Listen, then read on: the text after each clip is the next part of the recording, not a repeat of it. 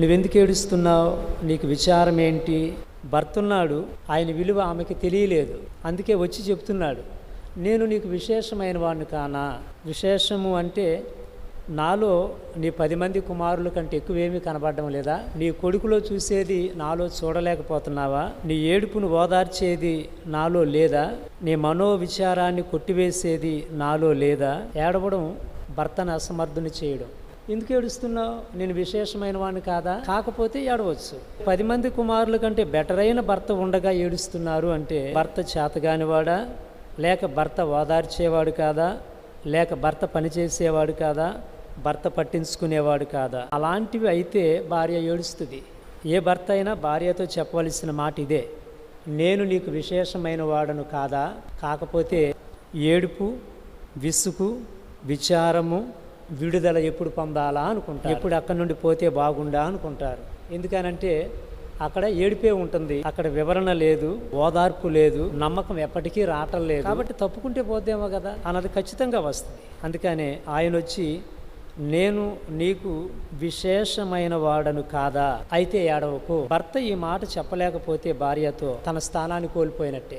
ఆ భార్యని ఓదార్చేది ఎవరు? ఇంకెవరు విశేషమైన వారు ఆమెకి? భర్త అసమర్థుడైతే ఏడుస్తారు, భర్త సమర్థుడైతే కష్టాల్లో కూడా నవ్వుతారు. భార్యాభర్తల మధ్యలో భర్త విశేషమైన వాడు కాదు, పట్టించుకోడు, చేతగాని వాడైతే జీవితాంతం ఏడవడం ఎందుకు? భార్యాభర్తల బంధం అనేది అవగాహనతో కూడింది. నా భర్త విశేషమైన వాడు, ఏమి చేసైనా పోషిస్తాడు, ఎలాంటి దుఃఖములో ఉన్నా ఓదారుస్తాడు. ఆయనలో ఉన్న విశేషం అదే. దుఃఖాన్ని మానిపించాడంటే ఎంత విశేషం ఉంది ఆ భర్తలో. భార్యాభర్తల కుటుంబ వ్యవస్థలో భర్త గురించి తెలుసుకోవాల్సింది విశేషమైన వాడా కాదా? విశేషమైన వాడు అయితే ఏడిస్తే అది అవలక్షణం. భర్త సామర్థ్యాన్ని తక్కువగా చేసి ఏడవడం బ్రతికున్న భర్తను చంపినట్టేమో, నిష్ప్రయోజకుణ్ణి చేసినట్టేమో. భార్య భర్తను అర్థం చేసుకునే విధానము, విశేషమైన వాడువు నువ్వు ఉండగా నాకేం కావాలి, నేనెందుకు ఏడవాలి, నేనెందుకు భయపడాలి, నాకెందుకు విచారము?